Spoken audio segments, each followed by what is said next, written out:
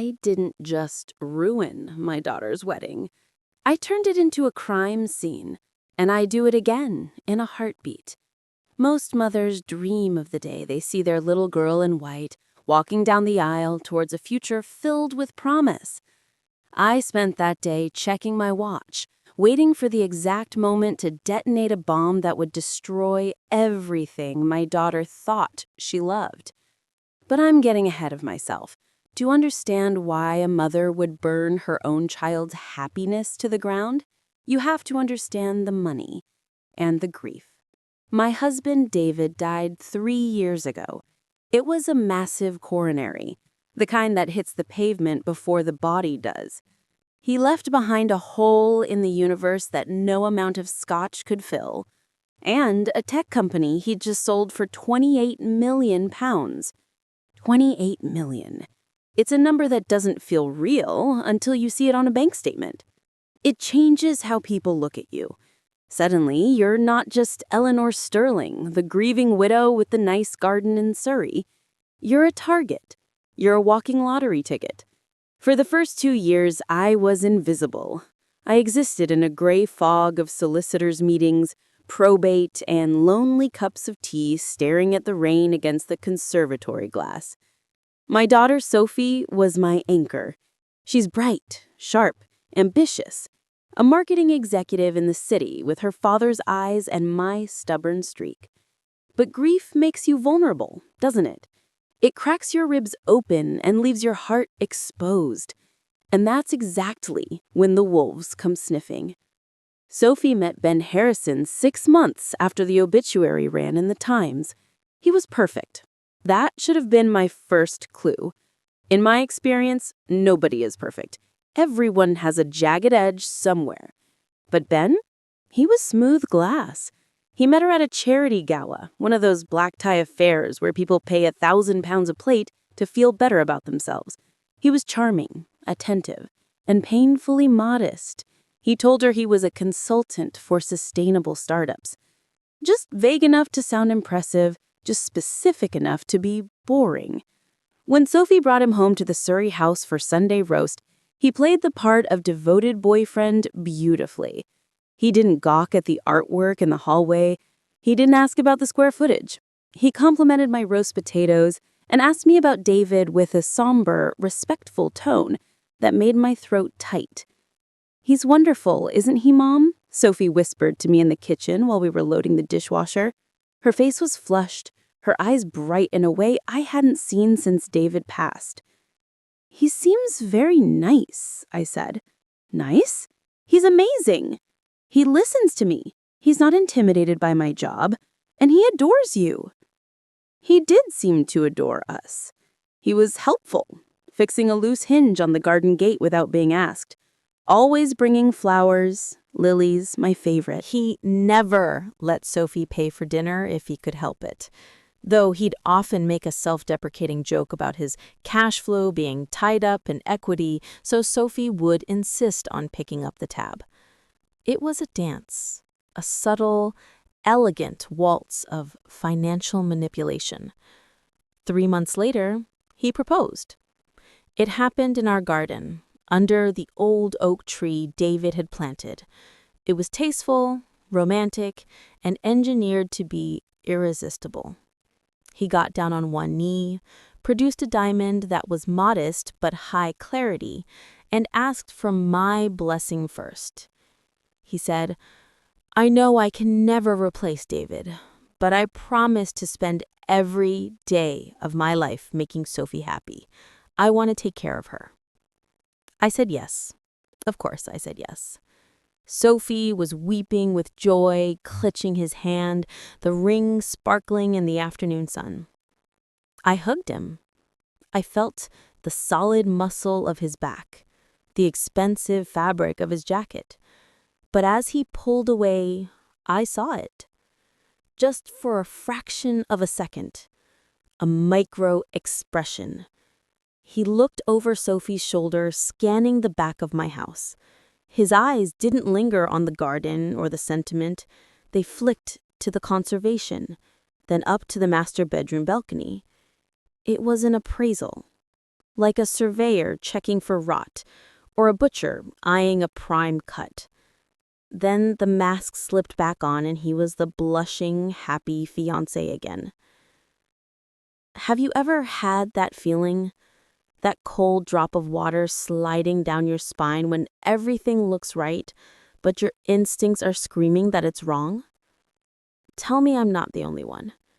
If you've ever ignored that little voice, you know exactly what it costs. I tried to ignore it. I told myself I was being a bitter old woman. I told myself I was projecting my own loneliness onto my daughter's joy. He makes her happy, I told myself. Don't be the mother-in-law from hell. But the feeling didn't go away. It grew. The wedding planning started and the money began to flow. Sophie wanted a fairy tale and I was happy to fund it. The venue in the Cotswolds, the designer dress, the vintage champagne. I signed the checks. £50,000 went out the door in the first month. Ben was always there, reluctantly letting me pay, saying things like, "Eleanor, you're too generous. I feel terrible that my liquidity is so poor right now." "Nonsense, Ben," I'd say, signing another check. "It's for the family." That word felt like ash in my mouth. 3 weeks before the wedding, the insomnia started. I'd wake up at 3 a.m., my heart hammering against my ribs, sweating in the cool night air. I would wander the empty house, touching the furniture David and I had chosen together, feeling like an intruder in my own life. The logic of it gnawed at me. Why did Ben have no family? He said his parents were dead and he was an only child. Convenient. Why were his consulting clients always under non-disclosure agreements so he couldn't discuss them? Convenient. Why did he have a P.O. box in North London but lived out of a suitcase in Sophie's flat? I could have asked Sophie, but she was deep in. She was floating on a cloud of tulle and confetti. If I questioned him now without proof, I would just drive a wedge between us. He would play the victim, and I would be the jealous, controlling matriarch. I'd lose her. I realized I had two choices. I could swallow my suspicion, smile for the photos, and hope I was wrong, or I could pull the thread and see if the whole tapestry unraveled. I chose the thread. On a rainy Tuesday, I drove into London. I didn't take the Range Rover, I took the train and then a black cab to a nondescript pub near King's Cross. It was the kind of place with sticky carpets and the smell of stale ale, the last place anyone would look for Eleanor Sterling. Sitting in the back booth was a man named Marcus Chen. Marcus was former Met Police, moved into private intelligence after a scandal that wasn't his fault. He was 50, built like a rugby player who'd gone to seed, but could still tackle you through a brick wall. He wore a cheap suit and looked tired. "Mrs. Sterling," he said, not standing up. He nodded at the seat opposite him. "You didn't need to come in person. Email works." "I prefer to look people in the eye when I'm hiring them," I said, sliding into the booth. I placed a thick manila envelope on the table. "This is everything I know about my future son-in-law. Name, date of birth, the few addresses we have." Marcus opened the envelope, glancing at the photo of Ben smiling at the engagement party. He looked bored. "Boyfriend trouble? Usually I tell mums to save their money. Usually the guy is just a bit of a tosser, not a criminal."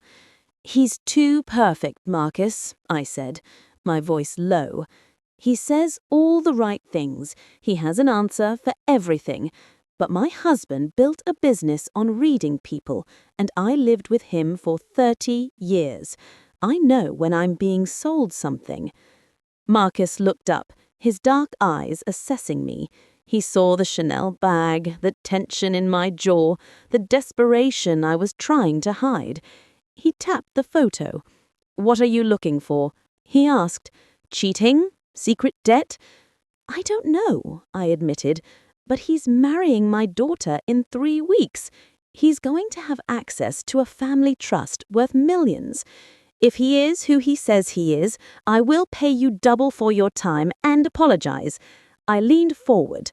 But if he's lying to her, I want to know everything. I want to know what he eats for breakfast, who he calls when she's in the shower, and where he really comes from. Marcus sighed, slid the photo back into the envelope, and took a sip of his pint.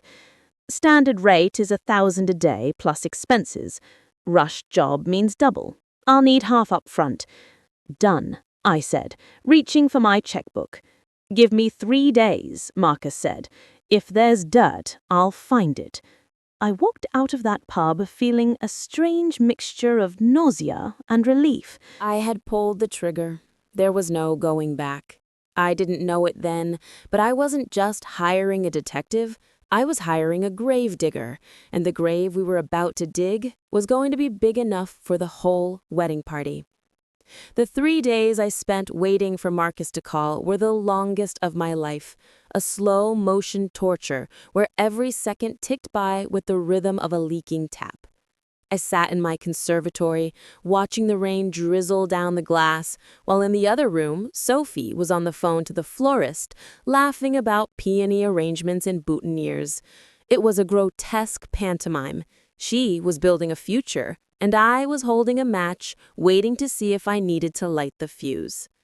When my phone finally buzzed on the kitchen counter, vibrating against the marble with a harsh, insect-like hum, I knew before I even looked at the screen that the news was bad. I met Marcus in a quiet cafe in your Marybone, the kind of place where people whisper over expensive lattes and nobody makes eye contact. He was already there when I arrived, sitting in the back corner with a half-eaten croissant and a thick brown envelope resting on the table like a loaded gun. He didn't stand up to greet me, and he didn't smile. He just watched me walk towards him, his eyes dark and heavy with the weight of what he was about to hand over. I sat down, smoothing the damp wool of my coat, and felt a cold knot of dread tightened in my stomach. "You were right," Marcus said, his voice low and devoid of any triumph, sliding the envelope across the scratched wooden table until it rested under my hands. I opened the clasp with trembling fingers, the sound of the tearing paper seeming deafening in the hushed cafe, and pulled out the stack of photographs and documents. The first photo was of Ben, but he looked different, harder, older, wearing a cheap suit and smoking a cigarette outside a betting shop in Leeds. The name at the top of the summary sheet wasn't Ben Harrison, it was Benjamin Martinez, born in Birmingham, with a credit file that looked like a crime scene, and a list of aliases as long as my arm. "Ben Harrison is a ghost," Marcus explained, pointing at a photocopy of a birth certificate that clearly belonged to a child who had died in 1990. "Your future son-in-law is actually a career con artist who specializes in what the trade calls long con romance fraud, targeting wealthy families with vulnerable daughters." Have you ever had the ground simply vanish beneath your feet, leaving you suspended in a moment of pure, vertigo-inducing horror? That is exactly how I felt staring at that photo, realizing that the man who had held my hand and promised to protect my daughter was a predator who had likely rehearsed his lines in a mirror 1,000 times. I flipped the page, and the bile rose in my throat as I saw a marriage certificate dated 12 years ago, linking Benjamin Martinez to a woman named Vera Martinez. "He's married?" I whispered, the words scraping against my dry throat. "It's worse than that," Marcus said, tapping a photo of a striking woman with sharp features and dark, intelligent eyes. "Vera isn't just his wife, she's his partner. They've been running this game together for a decade, operating under the front of Martinez Art Acquisitions, a shell company they use to move forged artwork and launder the proceeds from their other scams." I stared at Vera's face, seeing the cold calculation in her eyes, and realized with a sickening jolt that the modest engagement ring Ben had given Sophie was probably picked out by this woman. They were a team, a two-headed monster feeding on families like mine, and they had perfected a system that was terrifying in its efficiency. They had rules: no minors, never take more than the victim can afford to lose without going bankrupt, and always split the take 50-50. They messed up 6 months ago, Marcus continued, his finger tracing the timeline of a disaster involving an MP's family in Cheshire. They targeted the daughter of a backbench MP, but Ben got greedy and broke their rules. He went after the family's retirement trust, and the girl was barely 19. The dossier detailed how the con had imploded, drawing the attention of the National Crime Agency and forcing them to scatter like cockroaches when the light is turned on. Ben had panicked, but instead of sticking by his wife, he had drained their joint offshore accounts, stealing nearly £400,000 of their shared criminal earnings, and vanished into the night. He had left Vera to face the heat alone, armed with nothing but a disconnected phone number and a lawyer's business card. So he's on the run from the police and his wife? I asked, piecing together the desperate, chaotic puzzle of Ben's recent life. That explains the rush, the pressure to get married quickly, and the obsession with my assets. Marcus nodded, grimly flipping to the back of the file where he had highlighted a section on my own financial portfolio. He's not just looking for a payday, Eleanor. He's looking for a retirement plan. He's been asking Sophie about the Cornish house, hasn't he? The one in St. Mawes. I felt the blood drain from my face as I remembered Ben's casual questions about the deed, the maintenance costs, and whether it was held in a trust or in my name directly. He wants the house, I realized, my voice trembling with a mixture of rage and terror. It's worth nearly £3 million, and it's the only asset not tied up in the main corporate trust. He plans to get Sophie to sign it over to him, probably under the guise of tax efficiency or protecting the asset once they're married, Marcus said, leaning back and crossing his arms. Once he has the title, he'll leverage it for a massive loan, take the cash, and disappear before the ink is dry. I looked out the window at the gray London street, watching a young mother push a pram through the drizzle, and felt a profound, violent shift inside me. For weeks, I had been the worried mother, the anxious widow, the woman afraid of making a scene. But in that moment, those soft parts of me calcified into something hard and sharp. I wasn't just afraid for Sophie anymore. I was furious, a cold, predatory anger that made my hands stop shaking and my vision clear. He thinks I'm a stupid, lonely old woman, I said, my voice dropping to a register that even surprised me.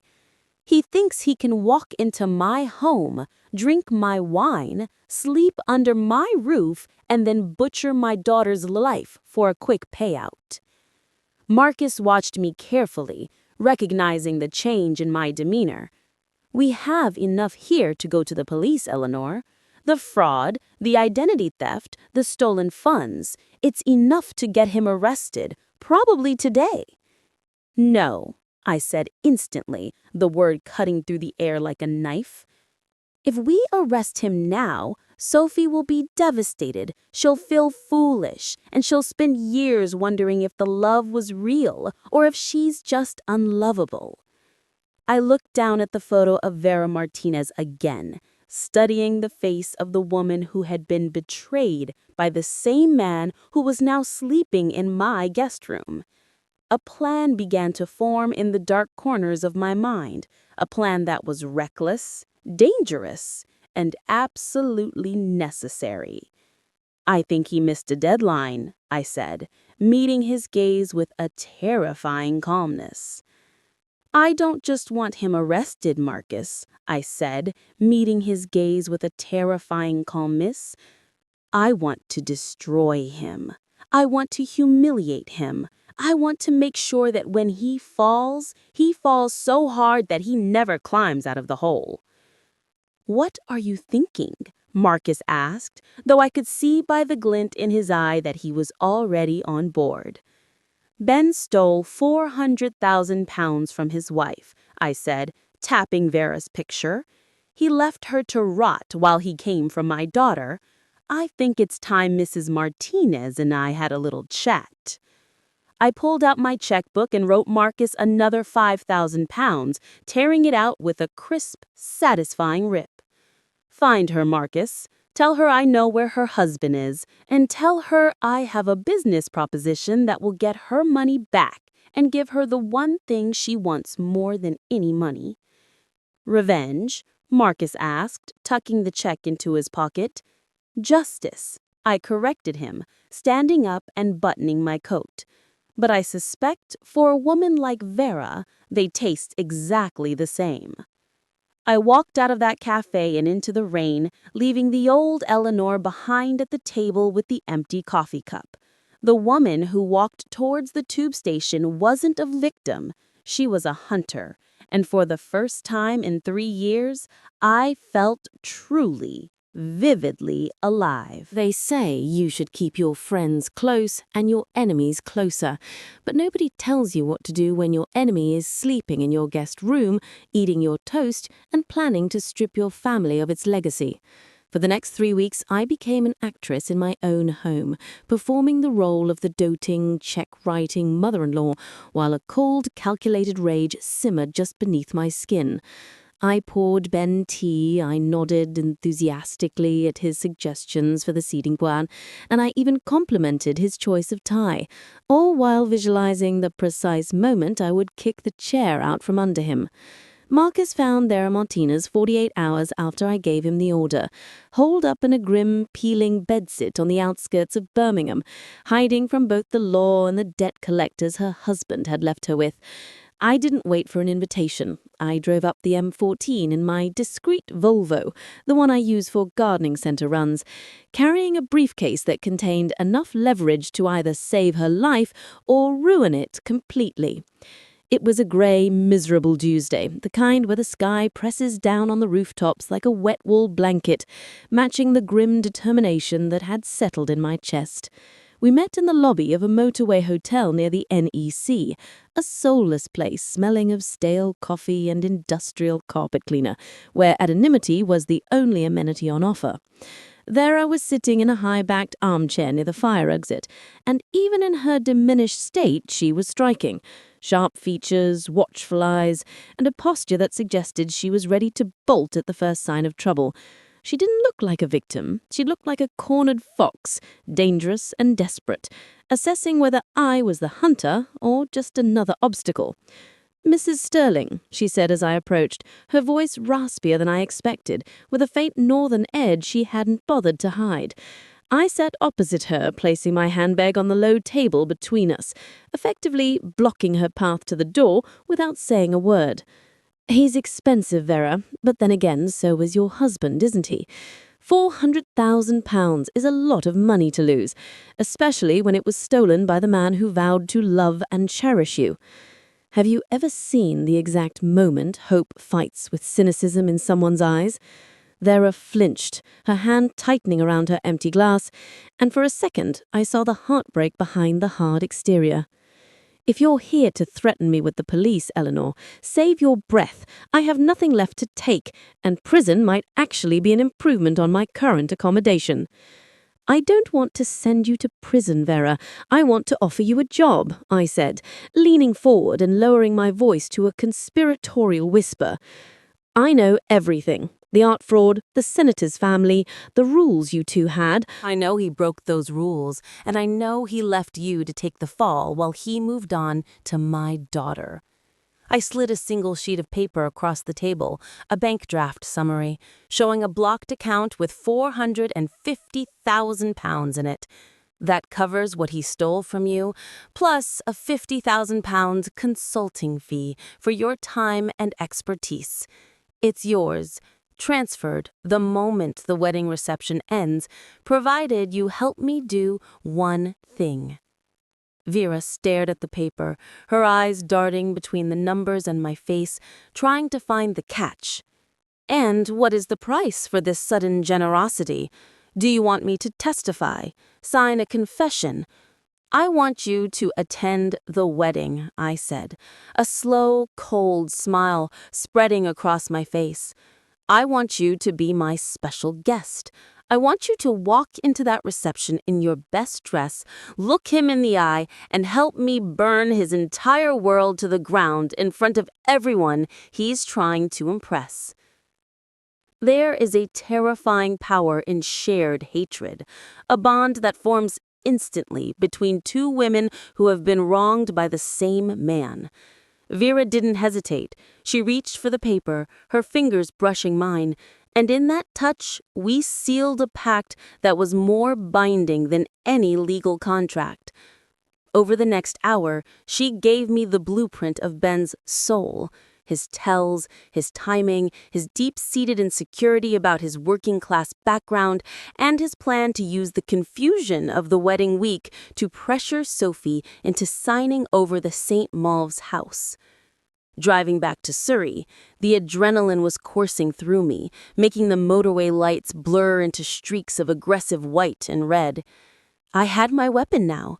Vera wasn't just a witness, she was a ghost from his past, a living, breathing testament to his failures. And I was going to drop her into the middle of his triumph like a grenade. But the hardest part was yet to come, the waiting. For the next 2 weeks, I had to live a double life that would have exhausted a professional spy.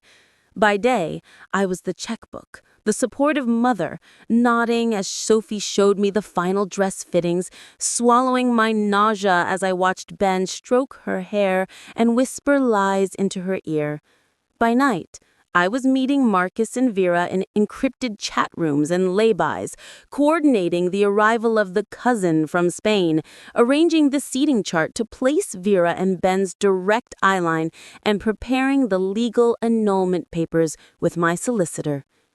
It's a strange thing, isn't it, knowing a secret that could destroy the person you love most in the world.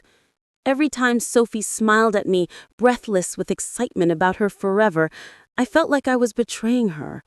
I wanted to shake her, to scream the truth, to show her the police files and the photos. But I knew that if I did it too early, she might run with him.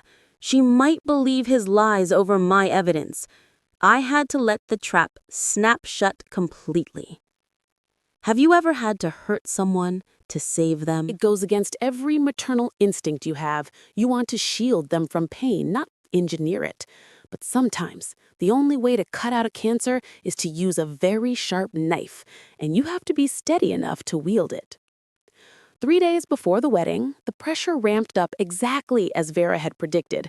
Ben cornered me in the study, holding a folder of documents he claimed were for the wedding insurance and joint asset protection.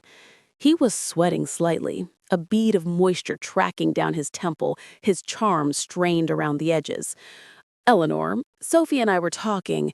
We think it would be safer if the St. Mauve's deed was transferred into a joint holding company before the ceremony. Just for tax purposes, you understand. It would save the estate thousands in the long run. I looked at him, really looked at him, and saw the greed pulsing behind his eyes like a second heartbeat. He thought he had won. He thought I was just a rich, clueless widow who would sign anything to keep her daughter happy. "That sounds very sensible, Ben," I said, picking up my pen and tapping it against the desk, savoring the flash of triumph in his eyes.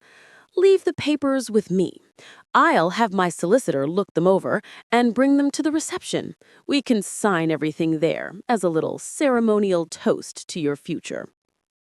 He hesitated, a flicker of doubt crossing his face, but his greed won out. "Come, that sounds perfect. Thank you, Eleanor. You're more than a mother-in-law to me."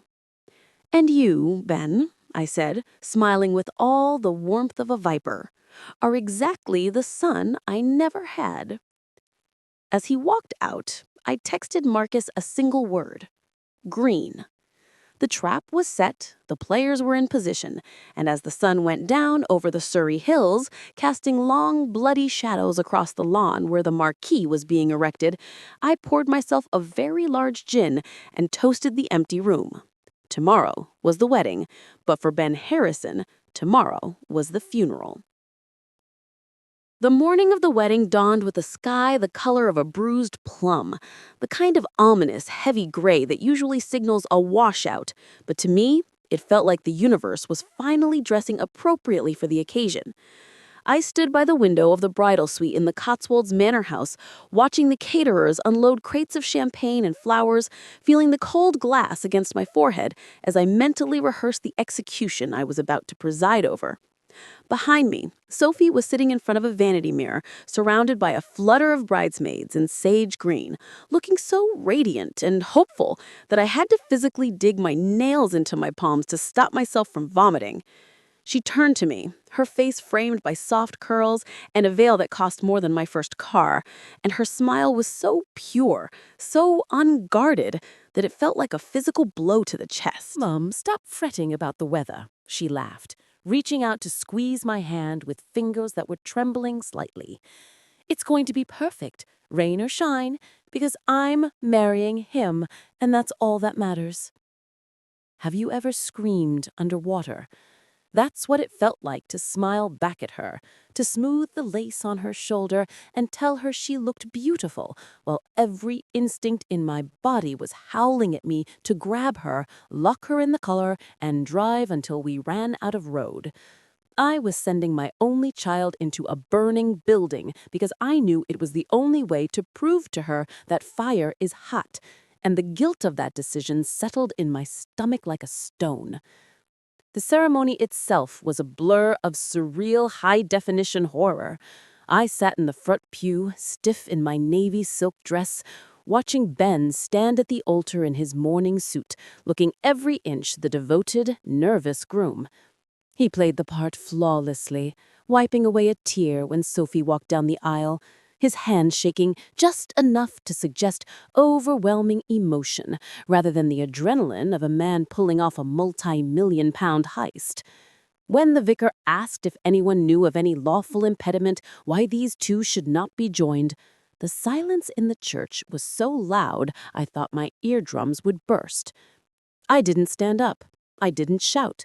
I just sat there, clutching my handbag which contained the evidence that would annul this marriage before the ink was dry, and watched my daughter pledge her life to a phantom. As they exchanged rings, the one he bought with Vera, the one I paid for, I caught Ben's eye for a split second, and I saw a flash of triumph so raw and ugly it chilled my blood. He thought he had crossed the finish line.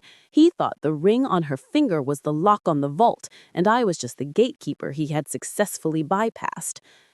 The reception was held in a massive marquee on the lawn, a canvas cathedral filled with the smell of roasted lamb, expensive perfume, and the clinking of crystal. I moved through the crowd like a ghost, accepting congratulations, sipping tepid water, and keeping my eyes fixed on Ben as he worked the room, shaking hands and charming my friends with the easy confidence of a sociopath. He was relaxed now, the hard part over, loosening his tie and laughing at jokes he didn't find funny. But I noticed he kept checking his watch, his eyes darting towards me every few minutes with a predatory impatience. I knew what he wanted. We had danced around it for days. The transfer of the St. Mal's deed, the final piece of his retirement puzzle. He needed that signature before the night was out, before the honeymoon started, because he knew that once they were away, the spell might break, or I might start asking the wrong questions again. I made him wait, dodging him near the canapes, getting trapped in a conversation with great Aunt Sheila, forcing him to sweat, forcing him to become desperate enough to make a mistake. If you're listening to this, you know that predators don't like to be made to wait. It makes them sloppy, it makes them aggressive, and it strips away the charm to reveal the hunger underneath. Finally, just as the band was tuning up for the first dance, he cornered me near the champagne tower, grabbing my elbow with the grip that was a fraction too tight to be affectionate. "Eleanor," he said, his voice low and urgent, leaning in close so the guests nearby would only see his son-in-law sharing a private moment. "We need to sort that paperwork out now. I don't want to be worrying about tax liabilities while we're in the Maldives." "Now, then?" I asked, looking at him with feigned confusion, pulling my arm away gently but firmly. "Can't it wait until you get back? It's a wedding, not a board meeting." "It has to be today for the tax year filing," he lied, the fabrication smooth, but his eyes hard as flint. "I've got the papers in the library. It will take 2 minutes. Come on, Eleanor, do it for Sophie." I let him lead me away from the noise and the light, down the corridor to the small wood-paneled library that had been set aside for the bridal party. He closed the door behind us, and the silence of the room felt heavy, suffocating, the air charged with the static of imminent violence. He walked to the desk, picked up a blue folder, and turned to face me. And for the first time, the mask dropped completely. There was no charm left, no nervous groom act, just a cold, bored impatience. "Sign it, Eleanor," he said, tossing the pen on the mahogany desk. "Stop playing games. I know you don't like me, and frankly, I don't care, but you're going to give us that house." "And if I don't?" I asked, my voice steady, though my heart was hammering against my ribs like a trapped bird. "If I say no, if I tell Sophie that you're pressuring me on her wedding night." He laughed, a short, sharp sound that had no humor in it, and took a step closer, invading my personal space, using his height to intimidate me. "You won't tell her anything," he said, softly, a cruel smile playing on his lips. "Because if you don't sign this deed right now, I'm going to go out there and tell Sophie that I made passes at you." I stared at him, blinking, momentarily stunned by the sheer, breathtaking audacity of the threat. "I'll tell her you've been coming on to me for weeks," he continued, his voice silky and poisonous, "that you're a lonely, jealous alcoholic who couldn't stand seeing her daughter happy. Who do you think she'll believe, Eleanor? Her brand new husband or the mother who's been popping pills and acting paranoid for months? Tell me, what would you have done in that moment? Would you have slapped him? Would you have cried? It was a perfect trap, a masterpiece of gaslighting that used my own protectiveness against me, designed to isolate me from my daughter forever." He leaned back against the desk, crossing his arms, looking at me with the smug satisfaction of a man who holds all the aces. "Sign the paper, give us the house, and I'll be the best son-in-law you ever had," he said. "Refuse and you'll never see your daughter again." He expected me to crumble. He expected tears, begging, the shaking hand of a defeated old woman reaching for the pen. Instead, I felt a bubble of laughter rise up in my chest, hot and wild and uncontrollable. I looked at this man, this two-bit con artist in a rented suit, who thought he was a genius, and I realized he had absolutely no idea who he was dealing with. I didn't pick up the pen. I looked him dead in the eye, the silence stretching out between us until his confident smile began to falter. And then I threw my head back and started to laugh. Laughter in the face of a threat is the most disarming weapon in the world, mostly because men like Ben Harrison simply don't know what to do with a woman who isn't afraid of them. His smug expression faltered, cracking around the edges like cheap glaze. And for the first time, I saw genuine confusion clouding that predatory intellect. I didn't stop until I saw his hands unclench, until the arrogance drained out of his posture, leaving him looking less like a master manipulator and more like a child who has realized too late that he's wandered into the wolf's den. "You'd think this is funny, Eleanor," he hissed, stepping back as if my amusement was contagious and potentially fatal. "Oh, Ben, you poor, predictable little man," I said, wiping a tear of mirth from my eye and snapping the blue folder shut with a definitive thud. "You want to talk about secrets? You want to talk about betrayal? I think we should, but this room is far too small for the size of the truth I'm about to drop on you. And besides, there's someone outside who has traveled a very long way just to see your face." Have you ever watched a spider realize it's caught in its own web? I opened the door to the thrum of the reception, the laughter, the clinking glass, the jazz band playing a soft, oblivious melody. I gestured for him to follow me. He hesitated, his survival instinct clearly screaming at him to run, but his greed and his ego tethered him to the spot. He couldn't leave without the deed, and he couldn't imagine a scenario where he didn't win. We walked to the edge of the terrace, overlooking the crowded lawn where guests were mingling under the soft glow of fairy lights. I said, pointing towards the champagne fountain, my voice light and conversational. "Over there, by the pillar, the woman in the emerald green dress." He followed my gaze, squinting slightly against the twilight, and I felt his body go rigid next to mine, a sudden, violent tension seizing his muscles as if he'd been struck by lightning. Standing there, sipping a glass of sparkling water and looking like a vengeful queen from a Greek tragedy, was Vera Martinez. She wasn't hiding, she wasn't stalking, she was simply waiting, her eyes locking onto his across the expanse of the party with a weight that could have crushed concrete. "Vera," he whispered, the name falling out of his mouth like a curse.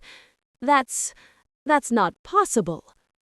"She looks well, doesn't she?" I asked pleasantly, leaning in close to his ear. "Considering you left her with nothing but a suitcase of debt and a looming prison sentence. She's my guest tonight, Ben. We've become quite close over the last few weeks. We bonded over our mutual interest in art fraud and stolen retirement funds." He spun around to face me, his face the color of wet ash, sweat suddenly visible on his upper lip. You know?" "I know everything," I said, my voice dropping to a hard, flat tone that broke no argument. "I know about the MP's daughter, I know about the import-export business, and I know you're legally married to that woman in the green dress. Now, you are going to walk with me to the small parlor down the hall, or I am going to scream for the police officers who are currently enjoying a coffee in the unmarked van in the car park." He moved like a sleepwalker, stumbling slightly as I marched him away from the celebration, past the oblivious guests who smiled and raised their glasses to the happy mother-in-law. We entered the private parlor, a quiet room smelling of beeswax and old books, where I had asked Sophie to wait for a special wedding gift presentation. She was sitting on a velvet sofa, looking up with a bright, expectant smile that faltered the moment she saw Ben's pale, sweating face. "Mom, Ben, what's going on? You look like someone's died." "Sit down, Sophie," I said gently, closing the door and locking it. "Nobody has died, but I'm afraid a very specific version of the future has just expired." Before Ben could speak, before he could spin one of his masterful lies, the connecting door opened and Vera walked in. She brought a chill into the room with her, a stillness that sucked the oxygen right out of the air. She didn't look at me or Sophie. She looked only at Ben, her expression a terrifying mixture of heartbreak and icy resolve. "Hello, Benjamin. Or is it Blake this time? I lose track of which name goes with which victim." Sophie looked between them, a frown creasing her forehead, her mind struggling to process the impossible geometry of the situation. "Ben, who is this? What is she talking about?" Ben opened his mouth, his eyes darting around the room, looking for an exit, looking for a lie. "Sophie, baby, listen to me," he stammered, his hands raised in a pathetic gesture of surrender. She's a crazy ex-girlfriend. She's been stalking me for years. Eleanor found her and brought her here to ruin our day because she hates me. It's a setup." "I am his wife," Vera said, cutting through his panic with 3 words that landed like hammer blows. She reached into her clutch bag and pulled out a folded document, placing it on the coffee table in front of Sophie. Sophie stared at the marriage certificate, her hands hovering over it, afraid to touch it, afraid to make it real. "Married?" she whispered, her voice trembling. "But the vicar said—" "It's bigamy, Sophie," I said, stepping forward and placing a heavy hand on Ben's shoulder to keep him seated. "And fraud, and grand larceny." I laid out the rest of the evidence, the bank transfers, the emails between Ben and Vera discussing the mark, the dossier Marcus had compiled. "He didn't pick you because he loved you, darling. He picked you because of your father's obituary. He picked you because we have assets he could liquidate." "Tell her about the rules, Ben," Vera said, her voice dripping with acid. "Tell her how we never target minors and how we never take the house. But you got greedy, didn't you? You wanted the beach house tonight so you could leverage it and run." Sophie looked at Ben, really looked at him, searching for the man she had promised to love and cherish. But that man was dissolving before her eyes, replaced by a sweating, cornered stranger. "Is it true?" she asked, her voice barely audible. "The ring? The proposal? Was any of it real?" "Sophie, please," Ben pleaded, reaching for her hand, but she recoiled as if he were burning hot. "I love you. Maybe it started that way, but I fell in love with you, I swear. We can fix this. We can just leave." "You were going to leave him," I corrected him, throwing the unsigned deed on the table next to the marriage license. "You tried to blackmail me for this property 10 minutes ago. You told me I'd accuse you of seducing you if I didn't sign it. Does that sound like love to you, Sophie, or does it sound like a heist?" The silence that followed was absolute, a vacuum where the entire world seemed to hold its breath. I watched my daughter's face crumble, the beautiful, radiant joy of the morning fracturing into 1,000 jagged pieces of realization. She looked at the ring on her finger, the prop, the tool of the trade, and then at the man she had just married. She didn't scream. She didn't throw a vase. She just made a sound, a low, guttural whimper of pure animal pain that tore through my heart more effectively than any shrapnel. Then she turned and ran. She bolted for the French doors, tearing at the handle, stumbling out into the dark garden, fleeing from the room, from the marriage, from the humiliation. Ben made a move to follow her, but I stepped in his path, and Vera moved to block the other door. "Don't you dare," I said, my voice low and dangerous. "You are done with her. Now you belong to me." The door slamming behind Sophie echoed like a gunshot, leaving the 3 of us in a silence so heavy it felt like the air pressure had dropped before a storm. Ben stood frozen, staring at the empty space where his meal ticket had just vanished. while Vera simply smoothed the fabric of her emerald dress, looking for all the world like a woman who had just finished a tedious bit of admin. I didn't give Ben time to recover. I locked the door, pocketed the key, and turned to him with a calmness that I knew was far more terrifying than screaming. "Sit down, Ben, before you fall down," I commanded, pointing to the armchair that was far too comfortable for a man in his position. He slumped into it, the fight draining out of him as the reality of his situation, the wife, the fraud, the failed blackmail crashed down on his shoulders. "You have a very simple choice to make in the next 5 minutes. You can leave this room in handcuffs, charged with attempted extortion and bigamity, or you can leave via the service exit with a head start, provided you do exactly what I say." He looked up, his eyes bloodshot and frantic, searching for an angle, a loophole, anything he could leverage. "You called the police?" he croaked, his voice cracking like a teenager's.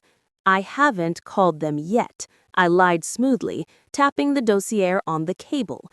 "But Marcus is sitting in a van outside with a direct line to the local station, and he's just waiting for my text."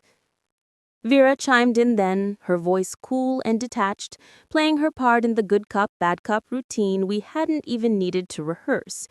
"She's not bluffing, Benjamin. She has the bank records, the forged art manifest, and the statement from the senator's family. She's looking at 10 years minimum unless you listen to her." "Here is the deal," I said, leaning over him, smelling the sour tang of fear that had replaced his expensive cologne.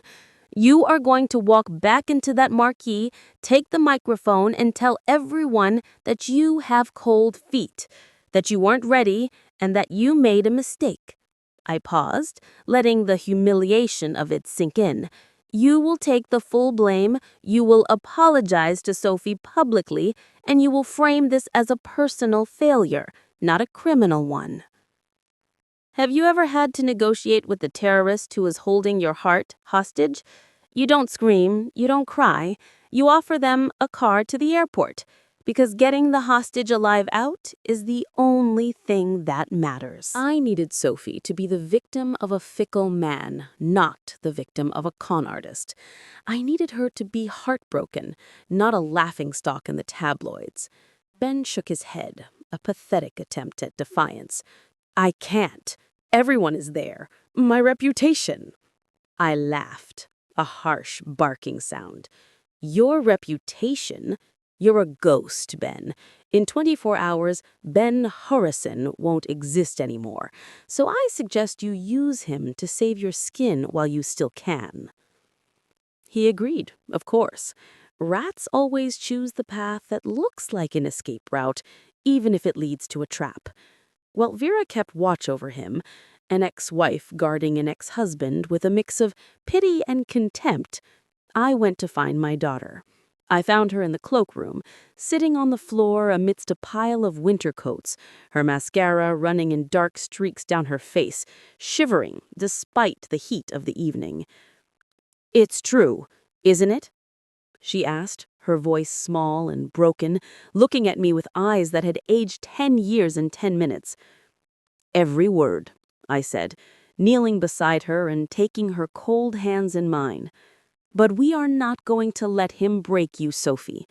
We are going to control the narrative. We are going to walk out there with our heads high, and we are going to let him hang himself." It took 10 minutes to fix her face, to wipe away the black tears, and apply a layer of armor in the form of fresh lipstick and powder.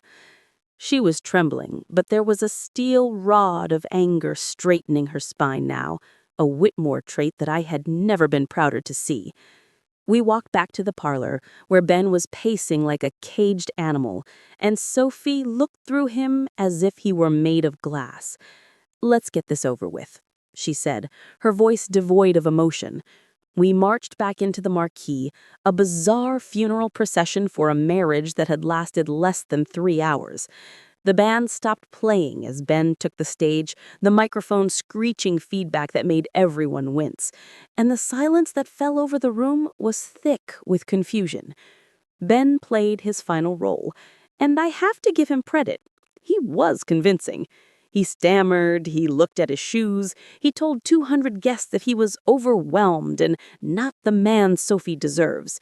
Vera stood near the back, visible but silent, nodding sympathetically like the concerned old friend she was pretending to be, grounding his lie in a false reality. Then it was Sophie's turn. She took the microphone from his sweating hand, and for a second I thought she might collapse. Instead, she looked out at the sea of faces, her friends, her family, my business partners, and smiled a sad, gracious smile that broke every heart in the room. I'm sorry to ruin the party, but I'd rather face the truth now than live a lie forever.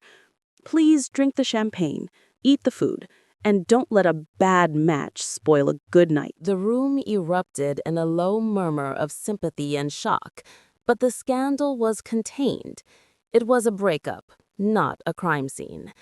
Ben slipped off the stage, avoiding eye contact, and headed for the exit, thinking he had survived the night, thinking he had outsmarted the mother-in-law from hell. I caught his eye one last time as he reached the edge of the lawn, giving me a nod that was almost respectful, acknowledging that I had beaten him at his own game. I watched him disappear into the dark car park, Vera trailing a safe distance behind him, headed for their hotel and the head start I had promised.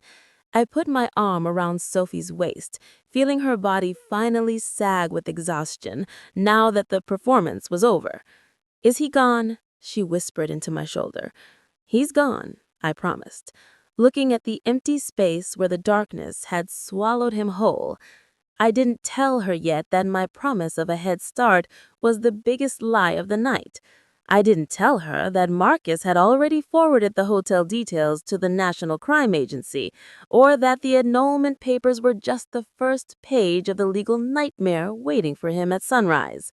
I squeezed her tight and looked at the text message that had just lit up my phone screen from Marcus. "Target mobile. Teams in position. Do we wait?" I typed back a single word. Wait. Let him sleep one last night in a bed with high thread counts. Tomorrow, he would wake up in a world with bars on the windows. The party died a slow, awkward death, the kind where guests mutter apologies and drift away like smoke, leaving behind half-empty glasses and the heavy, clawing scent of wilting lilies. Sophie and I stood on the stone terrace, the damp night air clinging to our skin, watching the last of the caterers pack their rental vans with the clatter of cutlery that sounded too loud in the sudden silence. She was leaning against the balustrade, still wearing her wedding dress, the white silk stained with mud at the hem, a perfect metaphor for the day we'd just survived.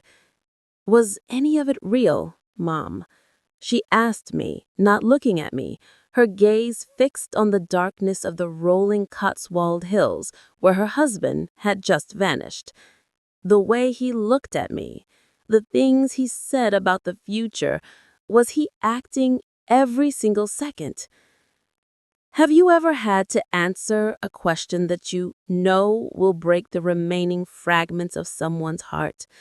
I wanted to lie. I wanted to tell her that maybe in his own twisted way, he had cared for her.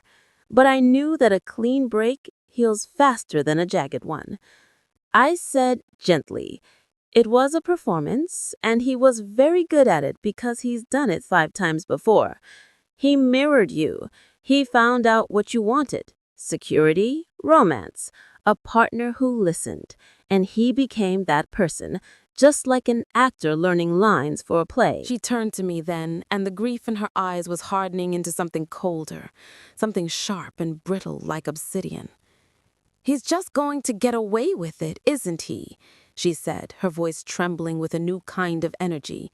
"He's going to go to that hotel, sleep in a nice bed, and then disappear to find another girl to destroy." "Is that what you think I would let happen?" I asked, allowing a small, grim smile to touch my lips.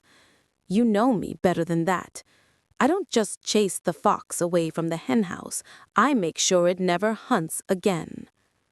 I explained the rest of the plan to her then, watching the realization dawn on her face like a sunrise breaking over a battlefield. I told her about the National Crime Agency officers who had been briefed 3 days ago, about the forensic accountant Marcus had brought in to trace the wire transfers, and about the fact that Ben's head start was actually a contained corridor leading him straight into a federal trap. He thinks he's negotiated a graceful exit, I said, checking the time on my phone. But in reality, he's currently checking into a hotel that is swarming with plainclothes officers who are just waiting for the warrant to be stamped at 6 a.m. Tell me, if you were in her shoes, would you want to see it? Would you want to watch the handcuffs click shut, or would you want to look away and pretend the monster never existed? Sophie didn't hesitate. She looked at me with dry eyes and a jet jaw. I want to go, she said. I want to see his face when he realizes he lost. We didn't sleep. We sat in the library drinking tea and staring into the fire, 2 soldiers waiting for the dawn patrol. At 5 a.m., the sky was the color of wet slate, a miserable, drizzling gray that felt uniquely British, and we climbed into the Range Rover for the drive to the airport hotel. The roads were empty, the tires hissing on the wet tarmac, a rhythmic sound that seemed to count down the minutes to Ben Harrison's final curtain call. We parked in the far corner of the hotel car park, next to Marcus's nondescript sedan, where we had a clear view of the revolving glass doors without being seen. Marcus climbed into the back seat of our car, smelling of stale coffee and tobacco, and handed me a thermal flask. "Morning, ladies," he said, his voice gravelly with fatigue. "Teams are in position, front and back exits are covered, and we've disabled his rental car just in case he decides to run." "Is he awake?" Sophie asked, staring at the hotel windows, trying to guess which one concealed her husband. "He ordered room service an hour ago," Marcus replied, checking his tablet. "Full English breakfast. He thinks he's celebrating." I felt a surge of pure vindictive satisfaction at that detail. The arrogance of a man eating bacon and eggs while the walls were closing in around him. We waited in silence, the rain drumming on the roof, the tension inside the car thick enough to choke on. And then, at exactly 7 a.m., the doors opened. Ben walked out first, wearing jeans and a leather jacket, carrying a duffel bag with a bounce in his step that suggested he was already planning his next con. Vera followed a few paces behind, looking tired and pale, clutching her handbag tightly. She knew what was coming, and to her credit, she didn't look at him, didn't give him a single hint of the doom walking towards him. He turned to say something to her, probably a final lie, a promise to send money he didn't have, and that was when the world fell apart for him. 2 black SUVs creaked around the corner, blocking the exit, and 4 officers in tactical vests swarmed from the side entrance. It wasn't like the movies. There was no shouting, no dramatic chase, just a sudden, overwhelming application of force that left Ben pinned against the bonnet of a Ford Fiesta before he could even drop his bag. I saw his face in that moment, the shock, the confusion, and then, as he looked up and saw the police vest, the crushing realization that he wasn't the smartest man in the room after all. "Look at him," I whispered to Sophie, pointing through the rain-streaked glass. "That is what a predator looks like when he becomes the prey." They handcuffed Vera too, though gently. It was a part of the theater, necessary until her cooperation deal could be formally processed by the Crown Prosecution Service. She didn't fight. She just lowered her head and let them lead her away, accepting her penance. Ben, however, was scanning the car park, his eyes wild, looking for an audience, looking for someone to blame. For a brief second, his gaze snagged on our Range Rover. He couldn't see us through the tinted windows, but he stared right at us, and I saw his shoulders slump in total defeat. He knew. He knew I was there, watching him being stuffed into the back of a police van like common rubbish. Sophie let out a breath she seemed to have been holding for 6 months, her shoulders dropping as the tension left her body. "He's small," she said quietly, almost to herself. "He looks so small." He was never big, darling, I said, starting the engine as I put the car in gear, as the flashing blue lights began to fade into the distance. Marcus tapped the window as I put the car in gear, signaling that his job was done, but he held up a finger, indicating he had one last thing for us. He reached into his jacket pocket and pulled out a small white envelope, sliding it through the cracked window onto the passenger seat. I wasn't going to show you this until he was in custody, Marcus said, looking at Sophie with a soft, sad expression. But you need to see it to understand that none of it, not even the beginning, was an accident. I drove us out of the car park, leaving the sirens behind, but Sophie was staring at the envelope in her lap, terrified of what final secret could possibly remain. We didn't open the envelope until we'd pulled into a lay-by on the A40, with the rain hammering against the roof like 1,000 tiny drum beats, sealing us into a private world of gray light and heater hum. Sophie's hands were shaking so badly, she tore the paper, spilling 3 high-resolution surveillance photographs onto her lap, each one a window into a past that was simultaneously mundane and monstrous. They showed Ben and Vera standing at a counter in a jeweler's in Hatton Garden, heads bent together in intimate consultation, pointing at a tray of rings. In the final shot, Ben was holding up the very diamond that was currently on Sophie's finger, while Vera nodded in approval, choosing the prop for the play they were co-writing. It was the final, brutal twist of the knife, proof that the spontaneous proposal in the garden, the tears in his eyes and the tremble in his voice, were all rehearsed beats in a script authored by his wife. Sophie stared at the image, her face pale and still, and then she let out a sound that was half laugh, half sob, pulling the ring off her finger and tossing it onto the dashboard as if it were a piece of radioactive waste. She chose it, Sophie whispered, the horror of it finally cauterizing the wound, burning away the last lingering threads of affection she might have felt. I've been wearing another woman's taste in jewelry for 6 months, thinking it was a symbol of my future.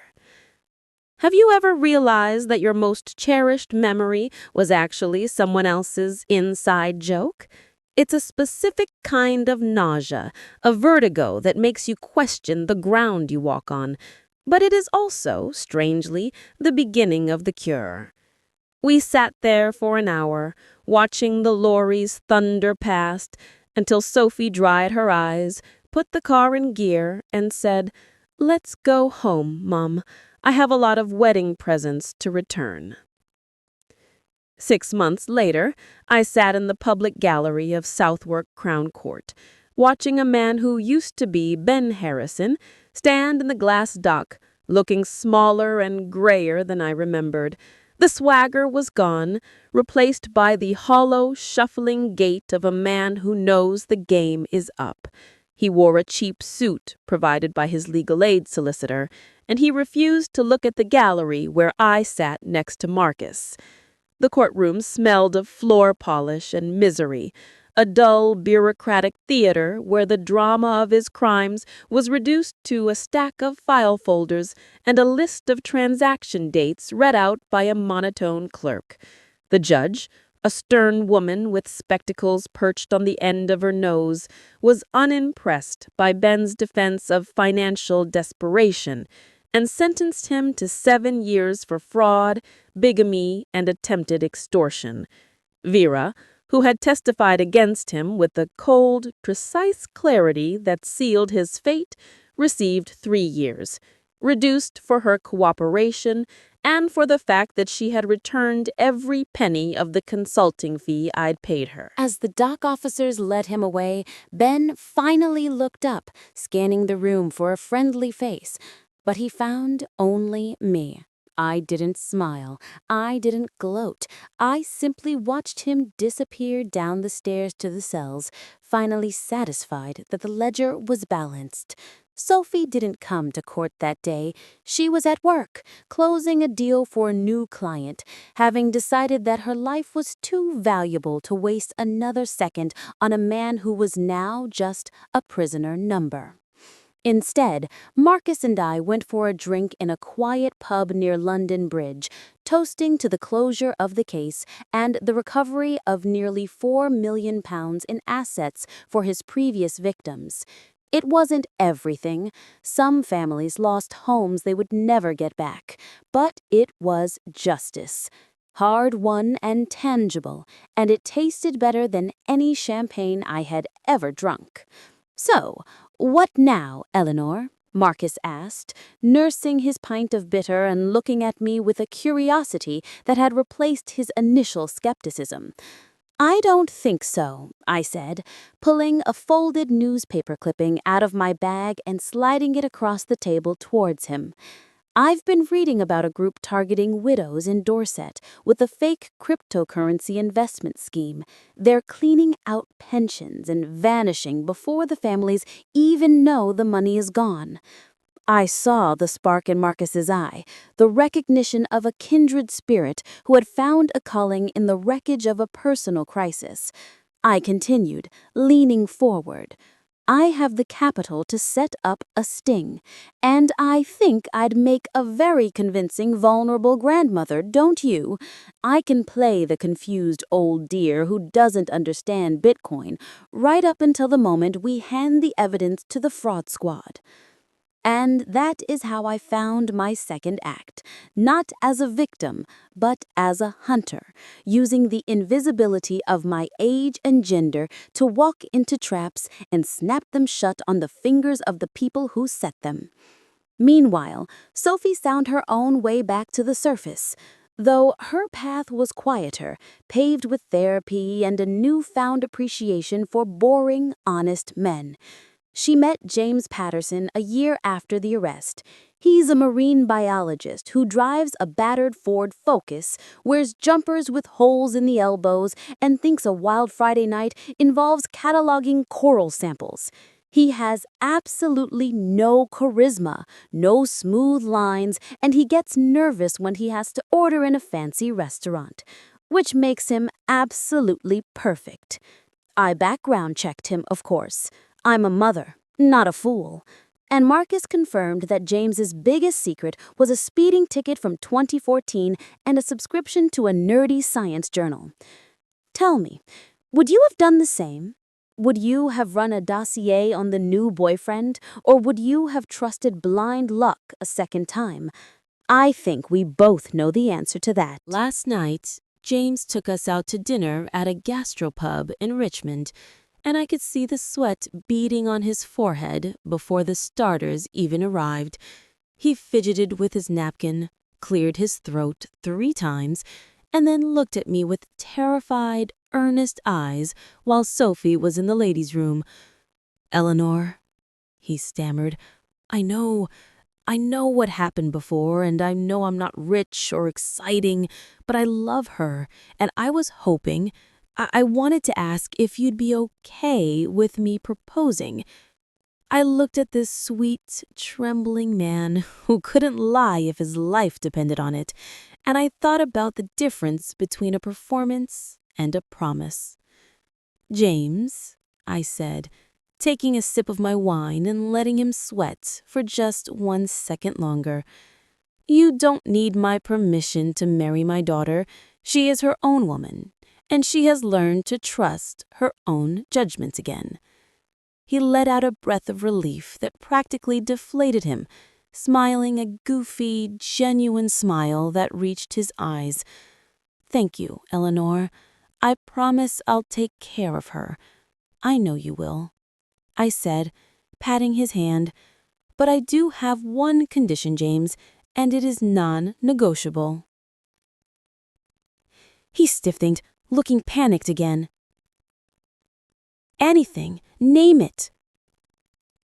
"If you ever, under any circumstances, ask for the deed to the beach house on your wedding night, I will have you arrested by the National Crime Agency before the cake is cut." He stared at me for a heartbeat, and then he burst out laughing, a loud, happy sound that made the other diners turn and look. Sophie returned to the table then, seeing us laughing and the shadow that had hung over her for so long finally lifted completely. We are safe now, or as safe as anyone can be in a world full of wolves, but at least now we know how to spot the teeth behind the smile. If you've stuck with me this long, you know that justice isn't something the universe just hands you. You have to go out and carve it yourself, sometimes with a checkbook, sometimes with a lie, and sometimes with a mother's rage. So if you ever meet a man who seems too perfect, who has no past and who needs a little loan to tide him over, do me a favor. Call me. I'm always looking for a new project.